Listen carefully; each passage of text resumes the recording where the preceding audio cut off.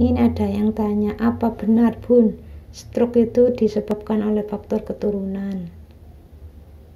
Kalau menurut saya ya insya Allah bukan keturunan, kecuali kalau memang sifatnya tuh persis dengan orang tuanya ya bisa nurun. Jadi kalau selama ini orang mengatakan stroke itu keturunan, ya memang sifatnya sama. Kalau ayahnya tuh pemarah terus anaknya pemarah, ayahnya stroke, anaknya ikut stroke, ya bisa saja seperti itu. Tapi kalau orang tuanya tuh pemarah terus anaknya tuh sabar, ya agak gampang emosian, ya tidak akan menurun ke anak. Jadi kalau menurut saya ya insya Allah ya bukan keturunan ya.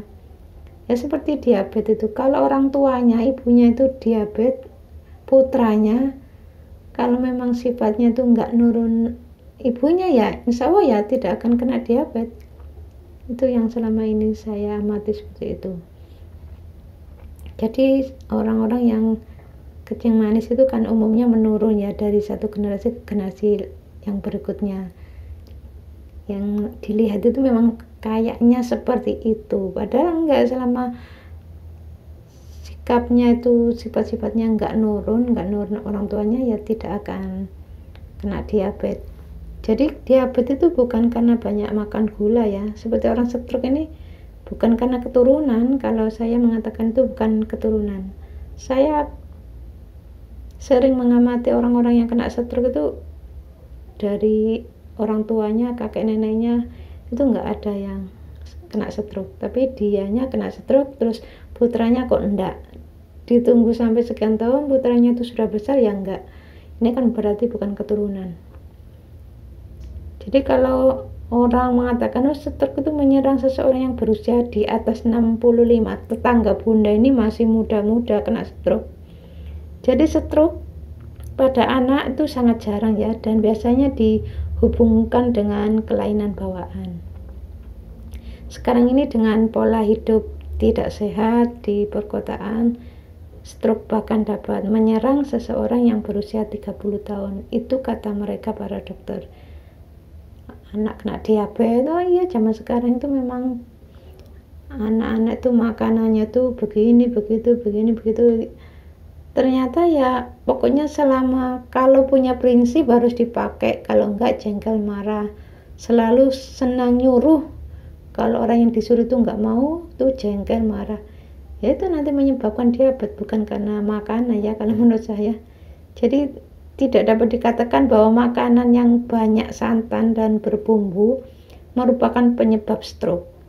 Tetapi jenis makanan yang berbumbu, bersantan, apalagi berlemak akan menyebabkan penyakit seperti tekanan darah tinggi, kolesterol atau obesitas.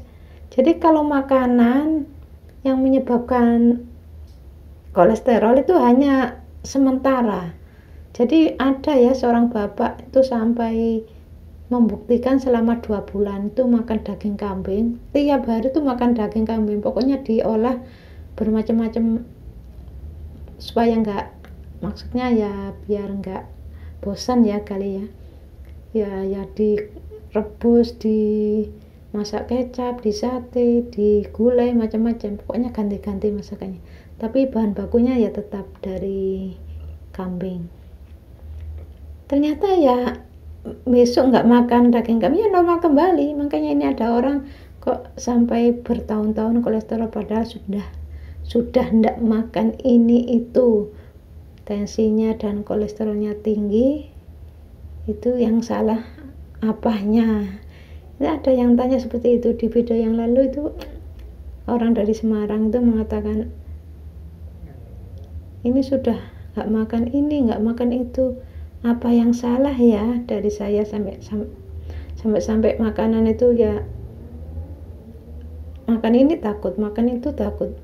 Itu ya aneh juga ya, sampai heran kok jadi tensinya tinggi sama kolesterolnya itu tinggi, dari mana ya, merasa aneh saja. Beliau itu merasa aneh, makanya ditanyakan. Jadi kalau kolesterol tinggi, tensinya rendah juga ada. Jadi kolesterol tinggi tidak selalu tensi itu tinggi. Ya mudah-mudahan video ini ada manfaatnya ya. Jadi yang selama ini orang menanyakan orang yang kena penyakit gatal itu kok sampai bertahun-tahun, apa benar itu disebabkan karena ilmu musyrik? Insya Allah benar. Di Indonesia ini sangat banyak ya ilmu musyrik. Jadi kalau baca Quran niatnya untuk duniawi itu nanti akan mendapatkan ilmu musyrik. Dan ilmu musyrik ini kalau memang itu dari keturunan, misalnya sudah baca Quran karena Allah, karena ayah ibunya atau kakek neneknya itu melakukan baca Quran niatnya untuk duniawi, akhirnya kan kakek neneknya dapat ilmu musyrik, orang tuanya juga begitu. Itu kan nanti diturunkan ke cucunya. Makanya cucunya ini dapat ilmu musyrik itu tidak harus dari dirinya, bisa dari orang tuanya atau kakek neneknya. Dan itu harus dikeluarkan. Kalau enggak, efeknya yaitu tadi, ada famili bunda itu yang kena penyakit gatal itu sampai lama belum sembuh-sembuh ya. Terus ada teman bunda sampai bertahun-tahun.